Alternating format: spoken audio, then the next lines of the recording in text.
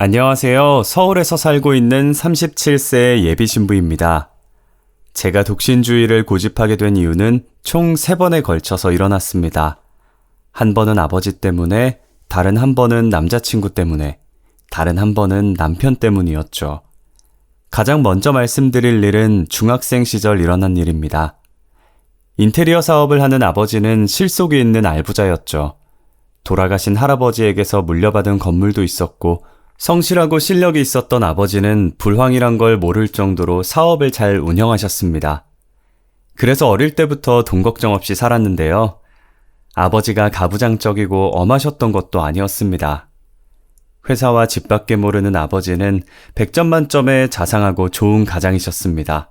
공사를 하러 지방으로 출장을 갈 때면 하루에도 몇 번씩 엄마에게 전화를 하셔서 그날 무슨 일이 있었는지 자세하게 말씀하시곤 하셨죠. 여보, 나 부산 잘 도착했어. 당신은 별일 없지?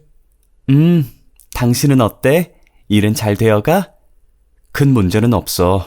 어제 공사 발주한 주인이 갑자기 오픈을 앞당기겠다고 해서 오늘부터 이틀 정도는 철야 작업을 해야 할 것 같아. 어떡해, 너무 피곤하고 힘들겠다. 할 수 없지 뭐. 난 당신하고 소정이 생각해서 열심히 해야지. 당신 힘들 텐데 얼른 들어가서 쉬어. 무슨 일 있으면 전화하고. 당신도 무슨 일 있으면 꼭 전화해야 해. 알겠지? 아버지는 몸은 떨어져 있어도 엄마랑 제 생각뿐이었어요. 주말이 되면 아버지는 늘 저희랑 같이 시간을 보내셨죠. 교회로 드라이브를 가거나 잘 알려진 맛집을 찾아 멀리 여행을 가기도 했어요. 엄마와 저를 끔찍하게 사랑해주는 아버지 덕분에 행복한 날들을 보내면서 중학교에 입학하게 되었어요. 그런데 어느 날 갑자기 아버지께서 폭탄 선언을 하시더라고요. 느닷없이 엄마에게 별거를 하자고 요구한 것이었죠. 당신하고 소정이한테는 정말 미안하지만 나 이제 혼자 살고 싶어. 뭐? 그게 무슨 말이야? 당신 더위라도 먹은 거야? 그런 거 아니야. 그냥 혼자서 생각할 시간이 필요해서 그래. 요 앞에 원룸 구해서 혼자 살 테니까. 왜 갑자기 혼자 살겠다는 건데? 당신 수상해. 설마 여자라도 생겼어? 아님 나 몰래 빚이라도 진 거야? 엄마가 대답해보라고 닥달을 해봐도 아버지께서 좀처럼 입을 안 여시더라고요. 그러면서 갑자기 따로 안 살아도 된다면서 못 들은 걸로 하라는데 어떻게 그걸 모른 척하고 있겠어요. 엄마가 하루 종일 붙들고 그 이야기만 하니까 결국 아버지가 죽을 죄를 졌다는 거 있죠? 내가 죽을 죄를 졌어. 술에 취해서 나도 모르게 실수를 해서. 뭐? 실수? 설마 당신 진짜로 여자 생긴 거야? 내가 술에 너무 취했나 봐. 기억이 안 나는데 깨어보니까 어떤 여자랑 같이 있더라고. 딱 하룻밤 잔 건데 애가 생겼다길래. 뭐? 딴 여자랑 잤다고? 당신 지금 제정신이야? 저도 아버지 말이 믿기지 않았어요. 아버지가 하는 말이 모두 꿈같이 느껴져서 멍하니 아버지와 엄마만 쳐다봤던 것 같아요. 엄마는 한참 동안 생각하더니 이제야 깨달았다는 듯이 그 질문을 꺼내더라고요. 왜 지우라고 안 했어? 그 여자가 협박이라도 한 거야? 아버지가 고개를 푹 숙인 채 아무 말도 못 하셨어요. 그동안 제가 알고 있었던 아버지의 모습은 모두 다 거짓이었나 봐요. 갑자기 배신감이 느껴져서 아버지가 정말 다르게 보이더라고요. 엄마는 저보다 더 실망하셨는지 눈물을 흘리면서 소리를 지르고 계셨어요. 당신 진짜 뻔뻔하다. 그걸 속이고 따로 나가 살겠다고 한 거야? 당신 그런 사람 아니잖아. 나 속이려고 작정하는 사람도 아니면서 왜 그래? 그 여자가 시켰어? 도대체 어떤 여자길래 그래? 응? 말해봤자 해결되는 게 있나. 그냥 내가 죽일 놈이지. 엄마가 아버지 바짓가랑이를 붙들고 놔주지를 않으니까 그제야 내연녀에 대해 술술 불더라고요. 아버지는 6개월 전에 미용실 인테리어 공사를 하다가 미용실 여사장과 눈이 맞은 거였어요. 내연녀는 2년 전에 남편이 교통사고를 당해 세상을 떠난 뒤 딸이랑 단둘이 살고 있다고 했어요. 아버지와는 친구 사이니까 괜찮다는 핑계를 대면서 같이 차 마시고 술도 마시면서 비밀 연애를 하고 있었습니다. 하지만 여사장에게 덜컥 애가 생기는 바람에 어쩔 수 없이 이혼을 택한 거라고 말이에요. 자기한테 안 오면 온 동네에 소문내겠다고 협박하는데 어떡해. 당신한테도 이혼당하고 회사 평판 나빠져서 이제 벌이도 없어질 텐데. 참 잘하는 짓이다. 말만 번지르하게 잘하는 거 알고 있었는데 딴 여자랑 붙어먹는 줄은 몰랐네. 참 어이가 없어서. 미안해 여보. 미안해? 미안하면 바람 핀 게 없어져? 그 여자 애밴 게 사라지냐고. 엄마가 손에 잡히는 대로 아버지에게 물건을 던지셨어요. 머리채도 잡고 멱살도 잡으면서 모진 말로 아버지를 쏘아붙이셨지만 차마 이혼하자는 말은 못하셨어요. 제가 마음에 걸리셨는지 저를 보며 울먹거리다가 말씀하시더라고요. 이번만 봐줄게. 그 여자 다 정리하고 돌아와. 그럼 없는 일인 척 지내줄 테니까 어떻게든 해결하고 오라고. 여보, 정말 고마워. 내가 잘 말하고 올게. 저는 진짜 아버지가 그 여자를 정리하고 돌아올 줄 알았어요. 그런데 며칠이 지나도 몇 주가 지나도 아버지가 돌아올 생각을 안 하더라고요. 엄마도 아버지가 어디에 있는지 몰라 전화도 해보고 수소문도 해봤지만 찾을 수 없었어요. 엄마가 미친 사람처럼 동네를 뒤지고 다닌다는 걸 내연녀도 알고 있었는지 제 발로 집에 찾아왔더라고요. 태승씨 와이프 되시죠? 네. 누구시죠? 저 태승씨 애인 되는 사람이에요. 애인이요? 정말 뻔뻔하기 짝이 없더군요. 엄마도 놀라셨는지 현관문을 연 채 그대로 굳어버리고 말았어요. 아침 드라마에서는 옳지 너 잘 만났다. 내가 널 얼마나 찾았는지 알아? 이 불려시 같은 기집애. 이런 식으로 대사도 잘 만치던데 실제로 불륜녀를 만나니 아무 말도 못하겠더라고요. 오히려 불륜녀만 염치 없는 말을 내뱉고 있었어요. 저 때문에 멀쩡한 가정이 깨졌다는 거 알아요. 정말 면목이 없고 죄송해요. 하지만 제 뱃속에 든 애를 생각해서라도 저희 둘 새 출발할 수 있도록 이혼해주세요. 제발 이렇게 부탁드려요. 내연녀가 무릎을 꿇고 눈물까지 흘리는데 도대체 누가 피해자인지 모르겠더라고요. 가정이 파탄난 사람은 우리인데 내연녀가 서럽게 우는 바람에 이웃들까지 오해를 하는 것 같았어요. 옆집에서 빼꼼 문을 열어보더니 저희랑 눈이 마주치자마자 곧바로 문을 닫아버렸어요. 됐으니까 가세요. 가정 파탄 내놓고 동네에 이상한 소문까지 내려고 하지 마시고 가시라고요. 엄마가 억지로 내연녀를 내보냈지만 소용없었어요. 그 내연녀가 집 앞은 물론 제 학교까지 찾아와서 눈물을 흘리는데 정말 난감하더라고요. 내연녀가 찾아오자 겨우 중학생이었던 저는 정상적인 학교 생활을 하기가 힘들어졌습니다. 이미 이혼을 했다. 우리 아버지에게 여자가 여러 명 있다더라. 선생님하고도 그렇고 그런 사이라더라 등등 엉뚱한 소문이 돌자 친구들도 절 멀리하더라고요. 겨우 중학생이었던 제가 뭘 할 수 있겠어요. 참다 못한 저는 어머니에게 내연녀가 찾아온다는 말을 꺼낼 수밖에 없었죠. 뭐? 그 여자가 찾아왔다고? 아이고, 우리 딸 얼마나 힘들었을까. 그 여자가 학교에까지 찾아와서 뭐라고 짓거린 거야? 내가 그 여자 아작을 내야겠어. 엄마가 충격을 받아 소리치는데 저는 눈물만 나오더라고요. 그동안 쌓인 억울함이 터져서 그 여자 때문에 왕따를 당하고 있다는 말만 몇 번이나 토해냈던 것 같아요. 엄마도 그 말을 듣고 울컥하셨는지 이혼 이야기를 꺼내시더군요. 그래, 이혼하자. 뭐가 좋다고 그런 양반을 붙잡고 있어? 아버지랑 이혼할 테니까 걱정하지 마. 깔끔하게 정리하고 전학도 가자, 응? 결국 엄마는 아버지와 이혼 서류에 도장을 찍고 저는 다른 학교로 전학을 가게 되었어요. 전에 다니던 곳은 걸어서 5분 거리였지만 전학을 가게 된 곳은 차를 타고 20분 넘게 걸리는 거리였어요. 학교를 옮긴 뒤 친구도 여럿 사귀었고 잘 적응했어요. 아버지에게 우리 몫의 재산도 넘겨받고 양육비도 받게 되었지만 한 가지 문제가 남아 있었어요. 저희들이 살던 아파트는 아버지 명의로 되어 있었거든요. 그러니 저희 모녀는 집에서 나가야 했죠. 그러면 아버지가 재혼녀를 아파트로 데리고 와서 재혼 생활을 시작할 계획이었어요. 아버지는 저희들에게 나가달라는 말을 차마 하지 못하고 망설이고 있었는데 엄마가 먼저 입을 열었어요. 여기가 당신 집이기도 하고 소정이 전학도 갔으니까 우리가 나갈게. 부동산에 적당한 집을 전세로 알아봐달라고 말해놨어. 일주일만 시간을 줘. 그럼 물론이지. 정말 미안해. 약속한 일주일 뒤에 엄마와 저는 다른 아파트를 구해서 이사를 했고 아버지와의 인연은 그것으로 모두 끝나고 말았습니다. 그때부터 저는 결혼 같은 건 하지 않고 혼자 살겠다고 마음을 먹었고 엄마도 그런 저를 이해해 주었어요. 네가 혼자 살겠다면 그렇게 해. 요즘은 결혼이 필수가 아니고 선택이라고 하잖아. 어차피 혼자 왔다가 혼자 가는 게 인생이야. 하고 싶은 대로 하면서 살아야지. 그래서 저는 대학 시절에도 남자 사귈 생각은 하지 않았어요.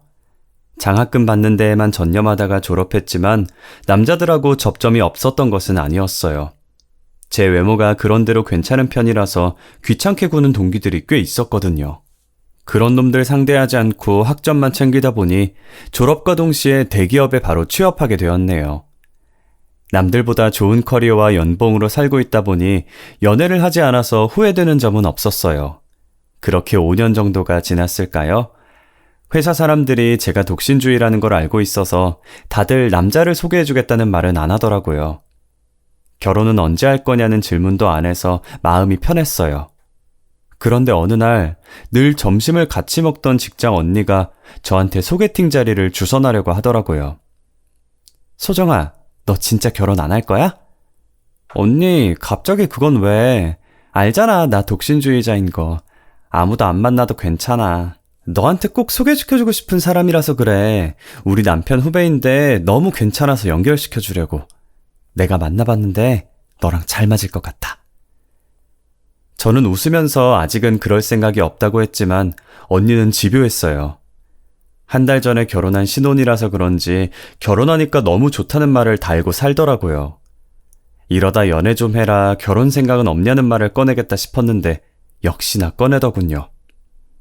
너도 이제 곧 30이다. 더 늦으면 결혼을 하고 싶어도 못해. 내가 좋은 남자 소개해 줄 테니까 만나보자. 아, 언니, 나 남자 만날 생각 없다고 했잖아. 그럼 밥만 같이 먹어봐. 얼굴만 보는 건데 뭐 어때? 내가 만나봤는데 돈도 잘 벌고 진짜 잘생겼더라.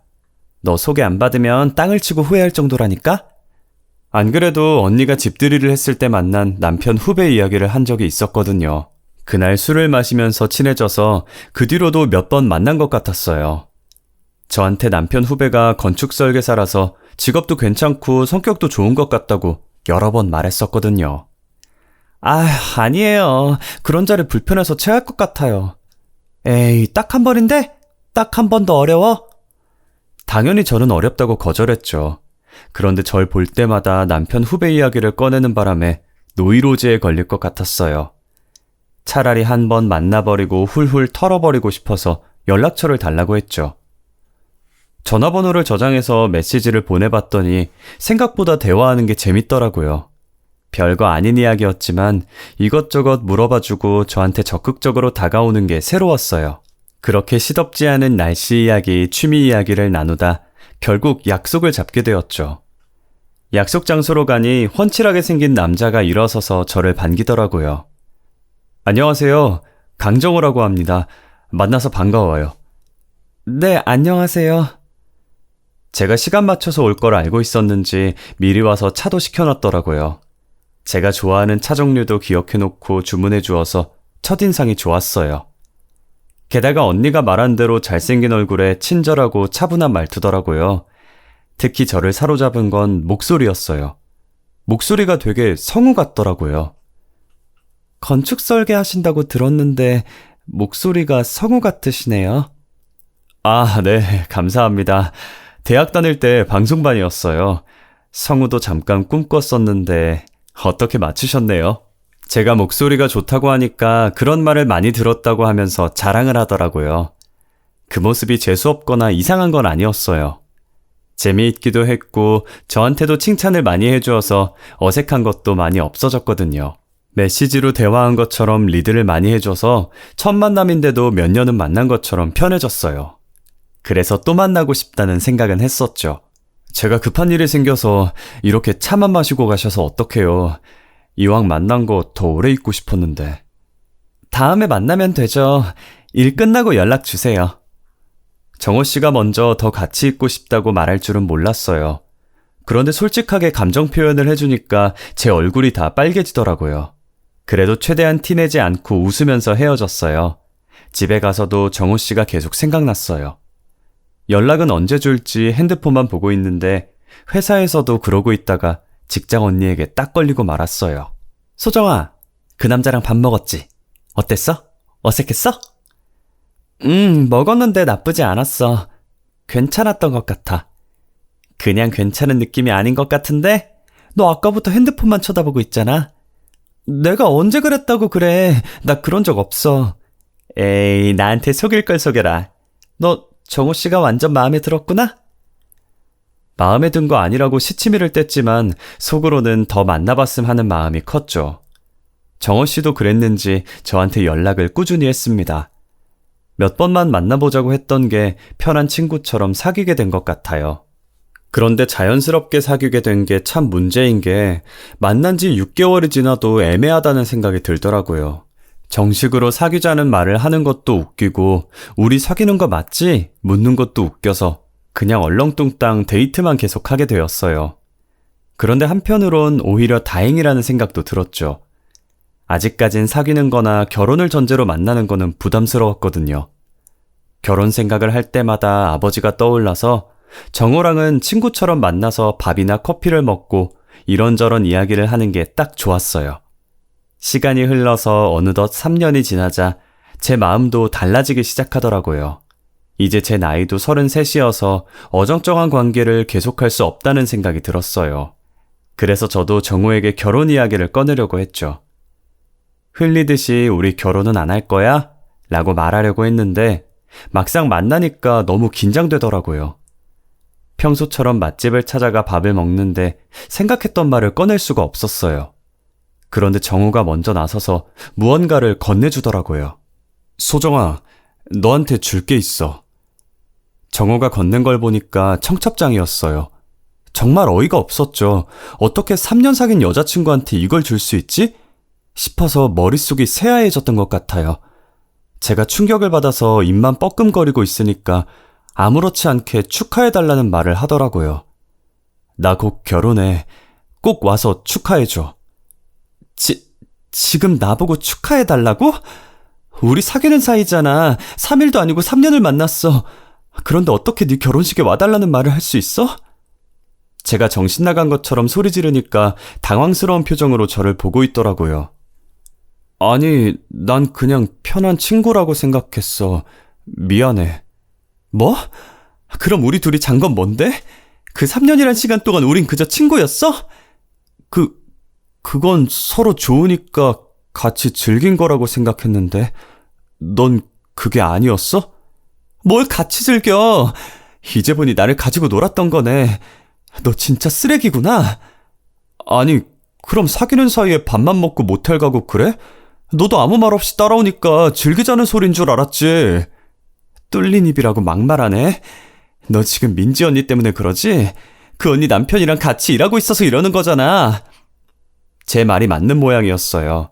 전국을 찔렸는지 갑자기 아무 말도 못하고 꿀먹은 벙어리가 되어버리더라고요. 말도 안 되는 핑계를 왜 댈까 생각해봤는데 아무래도 정우를 소개시켜준 언니 때문 같았어요. 그거 아니면 이렇게 바보 같은 짓을 할 리가 없었거든요. 민지 언니의 남편이랑 건축 설계 관련 회사를 차린 걸로 알고 있었거든요. 너 설마 나 몰래 딴 여자랑 잤다가 애 생겨서 이래? 괜히 나랑 헤어졌다가 너 소개시켜준 언니랑 그 언니 남편이 결혼식에 찾아올까봐 이러는 거지? 네 사업 망할까봐? 그럼 언니한테는 그냥 파트너였다고 말하려고? 미안해. 어떻게 말해야 할까 고민하다가 나도 모르게. 그런다고 나한테 그런 말을 해? 말해봐. 그 여자 언제 만났어? 정호 말을 들어보니 몇 달 전에 상견례가 있었다고 하더라고요. 그놈의 사업이 뭔지 투자한 돈을 다 날릴까봐 저를 계속 만나왔던 겁니다. 치가 떨릴 정도로 배신감이 들었지만 보름 뒤에 결혼식을 올린다는 남자에게 바랄 건 아무것도 없었죠. 아버지에 이어 첫 번째 남자가 제게 결혼할 마음을 접게 만든 것이었습니다. 나중에 그 사실을 알게 된 민지 언니가 몸둘 바를 몰라 하면서 미안하다고 거듭 말했어요. 소정아, 정말 미안해. 그런 인간을 너한테 소개해주다니 나도 정말 몰랐어. 언니가 왜 미안해. 괜찮아. 이제 다 정리했어. 저는 웃으며 언니 잘못이 아니라고 했지만 그때부터 민지 언니는 저와 마주치는 걸 부담스러워하면서 피하기 시작했어요. 그러니 저도 회사 안에서 언니랑 지내기가 불편해졌고 정우와 헤어진 후유증도 커서 퇴사를 하기로 결심했어요. 쉬지 않고 몇 년간 한 회사만 다녔으니 쉴 때가 왔다는 생각도 들었거든요. 엄마에게 전화를 걸어 퇴사하겠다고 하니 처음에는 놀라시더니 제가 힘들다는 말을 듣고 그동안 고생했다는 말을 해주셨어요. 그래, 당분간 좀 쉬어. 네가 취업 안 해도 우리 둘 먹고 사는 데는 지장 없잖아. 엄마는 이혼하기 전 아빠에게 받은 4층짜리 상가 건물이 있었어요. 아빠가 저와 엄마를 버린 대가로 증여해준 건물이었죠. 엄마는 건물에 임대료 수입도 있으니 저보고 아무 걱정 말고 쉬라고 했어요. 백수가 된 저는 홀가분한 마음으로 여행도 다니고 대낮에 한가롭게 백화점을 다니면서 쇼핑도 했죠. 그렇게 몇 달이 지나니까 엄마가 제게 카페를 한번 해보자고 하더라고요. 갑자기 카페? 카페는 왜 하려고 하는데? 건물 1층에 있던 편의점이 결국 폐업하고 나간다네? 저희 건물 1층에 편의점이 있었는데 근처에 편의점이 3개나 더 생기더니 결국 폐업을 결정한 것 같더군요. 편의점이 많이 생기기 전까지 장사가 잘 됐으니 도전해보자고 저를 부추겼어요. 다른 세입자 구하지 말고 프랜차이즈로 카페 해보게. 엄마가 도와줄게. 내가 보기에 잘 될 것 같아. 저도 몇 달을 놀고 먹으니 몸이 근질근질하던 참이라 별 생각 없이 엄마 말을 따르기로 했어요. 사실 돈을 번다기보다는 그저 소일거리로 카페를 차렸던 거였어요. 요즘 프랜차이즈는 본사에서 다 지원해주기 때문에 장비 사용에 대한 간단한 교육만 받으면 되니까요. 오랜만에 이것저것 배우게 되니까 기분 전환이 되는 것 같았어요. 교육 담당자분께서도 친절하게 잘 가르쳐 주셨고요. 카페 운영은 처음이시죠? 저희는 다른 프랜차이즈하고는 다릅니다. 사장님이 일에 익숙해지실 때까지 본사에서 전문 바리스타를 파견해 드릴 거예요. 물론 인건비는 사장님이 지불하셔야 합니다. 제가 창업한 프랜차이즈는 초보자인 저를 위해서 전문 바리스타를 3개월 동안 파견해 준다고 하더군요. 바리스타가 오면 저랑 같이 일하면서 장비 사용과 각종 음료 만드는 법을 익히도록 도와준다고 들었어요. 실제로 직접 와서 가르쳐 주니까 일도 금방 배우고 노하우도 금방 깨치더라고요. 그렇게 1년 정도가 지나니까 카페 일도 완전히 손에 익었고 손님도 어느 정도 오는 것 같았어요. 그러던 어느 날 단골 손님이 저한테 말을 걸어오더군요. 이것저것 자기 자랑만 하는 바람에 대충 듣는 척만 했는데 이 근처에서 무역업 사무실을 하고 있다고 하더라고요. 그러면서 자기는 명품만 입는다면서 옷이랑 시계를 보여줬어요. 사업을 하는 남자는 옷차림에 신경을 써야 됩니다. 후줄근하게 걸치고 다니면 제대로 대접을 못 받는 법이거든요. 자기는 사치를 부리려고 명품을 입는 게 아니라 비즈니스적인 목적 때문이라고 했어요. 그래서 타고 다니는 차도 고급 외제차라고 하더라고요. 처음에는 허구한 날 돈 자랑만 해서 뭐 저런 사람이 있나 했는데 일주일에 서너 번씩 카페에 들리니까 익숙해지더군요. 딱 봐도 저한테 어필하려고 그러는 것 같았거든요. 일부러 찾아와서 자기가 얼마나 멋지게 일을 처리했고 어떤 사람들이 자기를 찾아주는지 이야기하는데 그 모습이 우습다가도 귀엽게 느껴졌어요. 왜 이렇게 자주 오냐고 물어보니까 제가 만든 커피가 자기 입맛에 딱 맞아서 그렇대요. 그러면서 귀가 새빨개지는데 조금 서툰 사람이라는 걸 알게 되었죠. 제가 만든 커피가 맛있어서 오는데 왜 부끄러워하세요? 들킨 것 같아서 그랬죠. 뭐를요? 소정 씨한테 호감이 있어서 자주 온 건데 이렇게 갑자기 들킬 줄은 몰랐어요. 그러면서 말없이 커피만 홀짝이고 있더라고요. 남자에게 호되게 배신을 당한 뒤라서 사랑 같은 건 믿지 않기로 했는데 시간이 흐르니 또 변하더군요. 오랫동안 혼자 지내서 그럴까요? 아님 30대의 나이에 어울리지 않게 저를 보면서 수줍어하는 남자라서 흔들리는 걸까요? 저도 제 마음을 잘 모르겠더라고요. 게다가 30 중반에 접어드니까 재력에 눈길이 가긴 하더군요. 재산이 200억은 넘는다고 하길래 한번 만나보고 싶다는 생각이 들었어요. 그런데 저한테 거짓말을 하고 있는 거라는 느낌도 들었죠. 대단한 갑부가 저 같은 여자에게 마음이 끌리는 게 이상했거든요. 제가 자꾸만 찾아오는 남자에게 제 속마음을 이야기하니 솔직하게 이야기해 주더라고요. 소정 씨도 알겠지만 돈은 저한테 충분하게 있으니까 돈 많은 여자보다는 제 마음이 끌리는 여자랑 함께하고 싶어요. 적극적으로 제게 다가오는 모습에 끌렸지만 쉽게 결정하지 못했어요. 그런데 매일 찾아와 차 한 잔, 커피 한 잔을 하다 보니 자연스럽게 식사도 함께 하게 되더군요.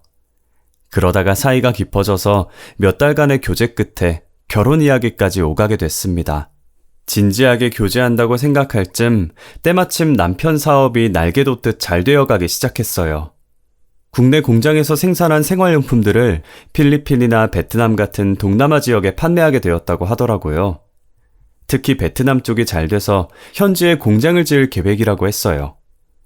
그러면서 서둘러 결혼하자고 상견례 날짜를 잡자 하더군요. 소정아, 우리 빨리 결혼하자. 우리들 나이 생각하면 지금 이 결혼 미룰 이유가 없잖아. 너무 서두른다는 생각이 들었지만 나이도 나이인지라 노산이 걱정되기도 했어요. 또 결혼이 남녀가 하는 것이 아니라 집안과 집안끼리 한다는 말이 있듯이 직접 만나봐야 하기 때문에 인사부터 해야겠다는 생각도 들었죠. 남편이 워낙 재산이 많이 있어서 저를 반대할 것 같았거든요. 시댁은 도대체 어떤 분위기일까 했는데 제 생각보다 굉장해서 깜짝 놀랐어요. 드라마에서나 볼 법한 2층 단독주택이었거든요. 넓은 정원이 으리으리한 저택에 온화하고 세련되게 생긴 시어머니까지. 갑자기 저에게 다가온 현실이 믿기지 않더라고요. 그런데 시어머니께서 저를 보자마자 바로 결혼을 승낙하시더군요. 얼른 상견례 날짜 잡고 결혼식은 언제 할지 의논하도록 하자. 네 아버지가 살아계셨으면 좋아하셨을 텐데.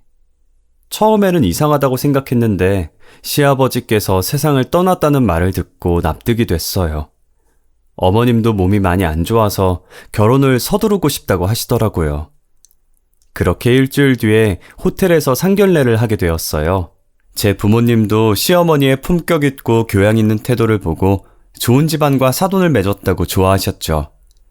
화기애애한 분위기 속에서 결혼식 이야기를 하고 있는데 남편이 갑자기 전화를 받고 얼굴이 굳어지더니 급히 밖으로 나가더군요. 그런데 잠시 후에 밖이 소란해지더니 웬 남자가 버럭 소리를 지르며 들어왔어요. 정말 해도 너무들 하시네. 이번엔 어떤 여자 인생을 망치려고 들어? 시어머니가 나가라고 뜯어 말리는데도 그 남자가 저희 부모님을 붙잡고 매달리더라고요. 절대 이런 인간들하고 사돈 맺으시면 안 됩니다. 지금 이놈들이... 형! 지금 여기서 뭐 하는 거야? 당장 나가. 연 끊었음 신경 꺼야지. 왜 굳이 찾아와서 내 결혼을 깽판 치는 건데? 남편이 형이라는 사람을 억지로 끌고 가려고 했죠. 그 남자가 귀엽고 버티면서 시어머니와 남편이 사기꾼이라고 난리를 피우더군요. 결국 호텔 직원들까지 달려와서 그 남자를 끌어냈습니다.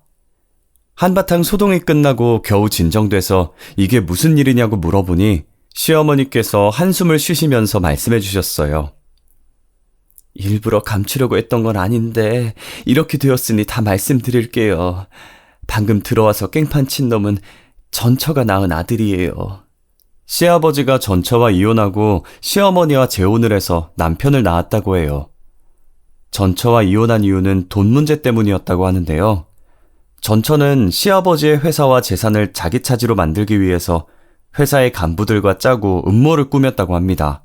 그것을 알아차린 아버님은 전처와 이혼하고 얼마 안 돼서 시어머니와 재혼했다고 말하더라고요. 그런데 당뇨와 고혈압 때문에 생긴 합병증으로 갑작스레 세상을 떠났다고 하고요. 시아버지가 돌아가신 뒤에 남편이 유산을 상속받게 되자 전처의 아들인 이복형이 찾아와서 자기 몫의 재산을 가져가겠다고 우겼다고 합니다. 재산을 주지 않았더니 아직도 남편과 시어머니를 협박하고 있다며 그래서 이 결혼 자리도 파토내려고 찾아온 거라고 하더군요. 당연히 저희는 믿지 못하는 눈으로 쳐다보니 급기야 눈물까지 흘리면서 말씀하시더라고요. 사돈은 저런 놈 말 믿으시면 안 되죠. 저놈은 지 아버지만 믿고 술과 도박에 빠져서 건달처럼 살던 놈이에요. 인생이 불쌍해서 재산을 조금 떼주었는데 그새 다 써서 더 달라고 계속 덤벼드네요. 시어머니는 남편 이복형이 알코올 중독 기질이 있고 정신이 온전치 못한 상태라고 했어요. 왜 결혼을 서두르나 했는데 엄청난 재산을 가진 시댁에 숨겨진 흑역사가 있다는 걸 알게 되었죠. 상견례 자리가 끝나자 남편이 울면서 이복형에게 당한 수모를 말하더군요. 자기가 만난 여자들한테 찾아가 헤어지게 만들고 헤어지지 않으면 협박까지 했다고 하더군요. 그것 때문에 정신과도 다니게 됐다면서 복용하던 약도 보여주길래 믿을 수밖에 없었죠. 물론 저희 엄마는 조금만 더 생각해보자고 하셨지만 남편이 너무나 불안해했어요. 틈만 나면 자기를 버릴 거냐, 이복형이 찾아온 건 아니냐, 저 없이는 못 산다고 매달리니까 안쓰럽더라고요.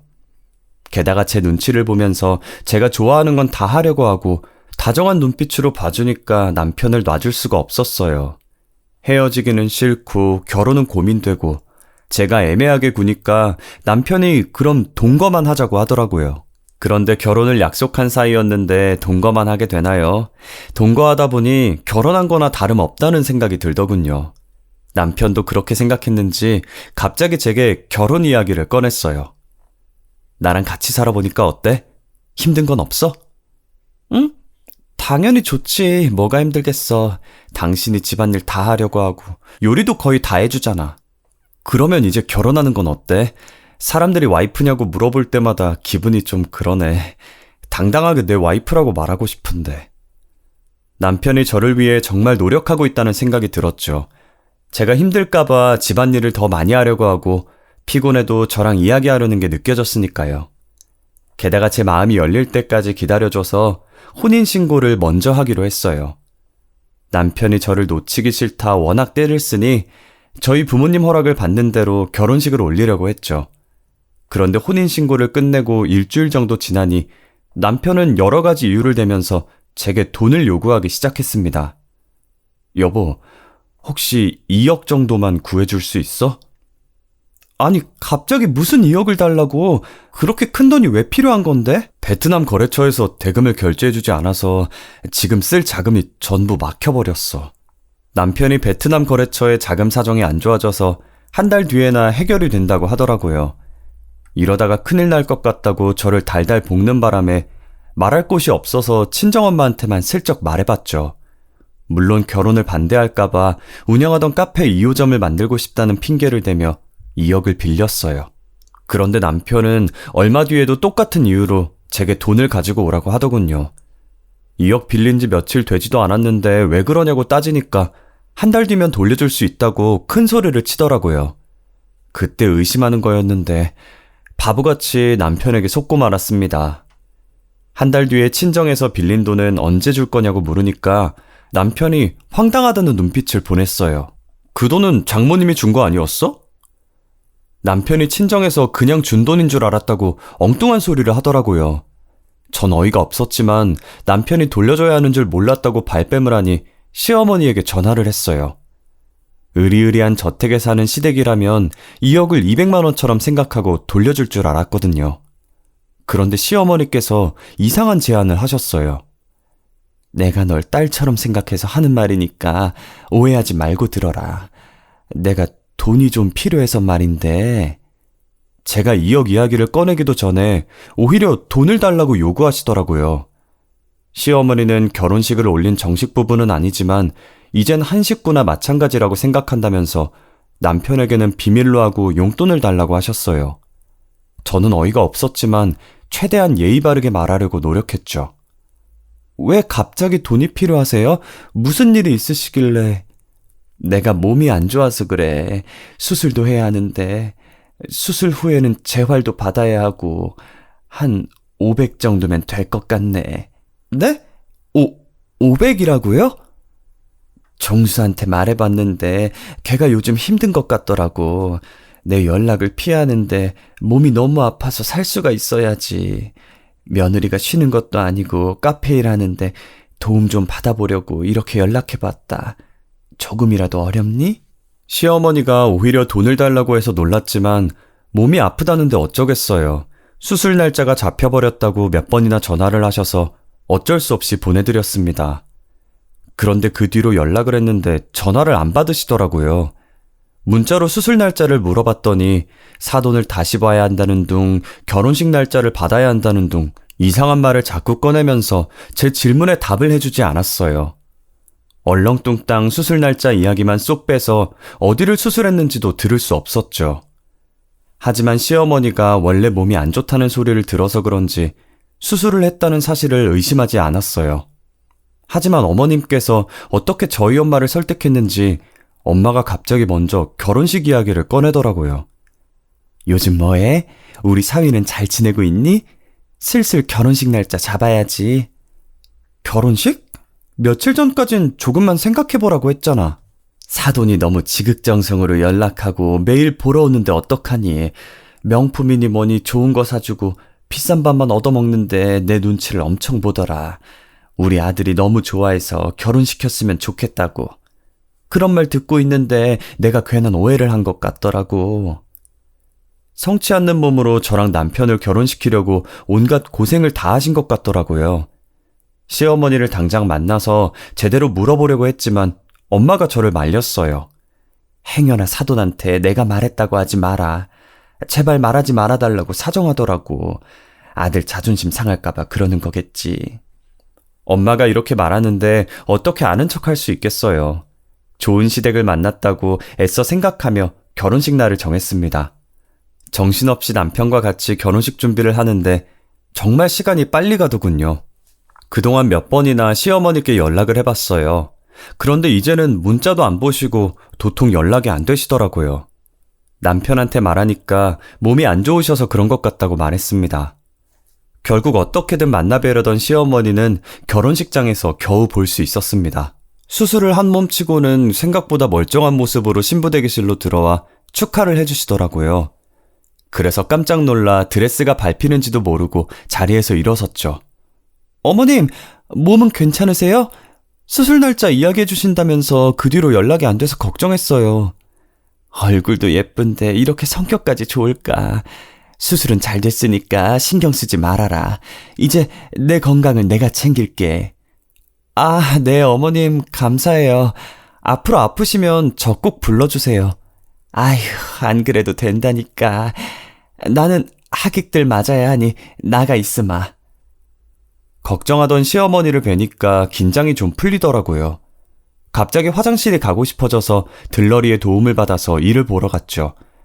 비어있는 칸으로 들어가 조심조심 드레스를 들어올리려는데 옆 칸에서 익숙한 목소리가 들려왔어요. 사장님, 저예요. 네, 카페를 담보로 하면 1억은 대출이 되는 거죠? 네, 제 며느리 카페예요. 서류는 전부 준비했고 오늘 괌으로 출발하면 내일 시작할 거예요. 네, 그럼 잘 부탁드립니다. 실수 없이 할게요. 아무리 들어봐도 시어머니 목소리였어요. 제 카페를 뭐 어떻게 한다는 거고 실수 없이 한다는 말은 또 무슨 말일까요? 순간 등골이 서늘해지면서 온몸에 소름이 돋더라고요. 저희가 신혼여행을 괌으로 가기로 했는데 저 몰래 제 카페에 대출을 받으려는 속셈이었죠. 그 사실을 알고 신부대기실로 돌아오니 머릿속이 엄청나게 복잡해졌습니다. 그 순간 남편의 이복형이 신부대기실로 급히 뛰어들어왔습니다. 여기 있으면 큰일 나요. 당장 나 따라와요. 어서! 거칠게 제 손을 잡길래 영문도 모른 채 뛰어야만 했습니다. 평소 같았음 뭐 하는 짓이냐고 뿌리쳤을 테지만 이복형에게 묻고 싶은 것들이 있었거든요. 한참을 달리다 결혼식장에서 떨어진 대로변까지 오게 되었습니다. 많이 놀랐죠? 미안해요. 하지만 상황이 너무 급해서 어쩔 수 없었어요. 만약 식 마치고 괌으로 갔으면 소정 씨는 전 재산 전부 날릴 뻔했다고요. 어떻게 알고 계셨어요? 저도 우연히 알게 돼서 깜짝 놀랐는데. 혹시 어머니께서 저를 이복 형제라고 하셨나요? 제가 그렇다고 하니 남편이 감추고 있던 비밀을 말해주더군요. 저는 정말 믿을 수 없어서 멍하니 이복형이 하는 말만 듣고 있었어요. 사실 종수는 제 이복 동생이 아니라 친동생이에요. 그리고 부끄럽지만 저희 어머니랑 제 동생은 돈에 미쳐서 여자한테 사기치다가 저한테 걸려서 저는 가족들과 연을 끊은 상태고요. 이복형을 제외한 모든 가족이 사기꾼이었다니 너무 큰 충격을 받아 숨도 제대로 쉬지 못하고 듣고만 있었습니다. 종수 그 자식은 3년 전에도 제 친구 여동생을 홀려서 돈을 뜯어내려다가 다 들켜서 교도소까지 갔다 왔어요. 제가 종수를 욕하자 어머니는 오히려 종수 편을 들면서 이렇게라도 돈을 벌어야 된다며 정신 나간 소리를 해댔어요. 지금 제가 들은 말이 전부 사실인가요? 그럼 그쪽이 상견례장에 찾아온 것도 사기를 막아주려고 온 거고요? 네. 어머니랑 종수가 또 결혼을 준비한다길래 그쪽한테 또 무슨 짓을 벌일까 두려워서 제가 나선 겁니다. 사건의 전말을 알게 되자 저는 기가 막혀서 허탈한 웃음이 나왔어요. 다행히 저는 그 길로 결혼식을 파토내고 곧바로 변호사와 상담하여 남편에게 이혼 소송을 걸었습니다. 잠시나마 사기꾼들을 가족으로 생각했던 제 자신을 원망하게 되더라고요. 물론 사기꾼 시모와 남편 둘 다 사기죄로 형사고발했습니다. 고소장을 확인한 전 남편은 끝까지 저를 속이려고 달콤한 말만 늘어놓더라고요. 난 어머니한테 이용당한 거야. 나도 이렇게 살고 싶지 않았는데 자기 말대로 하지 않으면 너한테 다 말해버릴 거라고 해서 그게 너무 무서워서 그랬다고. 이러면서 눈물을 흘리는데 이제는 불쌍하지도 않고 정말 가증스럽더군요. 이런 남자가 뭐가 좋다고 결혼을 하겠다고 마음을 먹었는지 아직도 제가 너무 바보같이 느껴집니다. 세상 물정 모르는 어린애도 아니고 다 큰 여자가 이런 일을 당했다고 하면 비웃음을 당할까봐 어디에다 대고 말도 하지 못했습니다. 그 뒤로 아무도 믿지 못하고 연애도 결혼도 모두 다 포기한 상태입니다. 아버지의 불륜에 첫 남자친구의 배신, 그리고 사기꾼을 만나 망가진 제 인생. 한 사람이 당한 수모라고 하면 누가 과연 믿어줄까요? 독신주의를 넘어서 이제 사람도 믿지 못하겠는데 저는 어찌하면 좋을까요?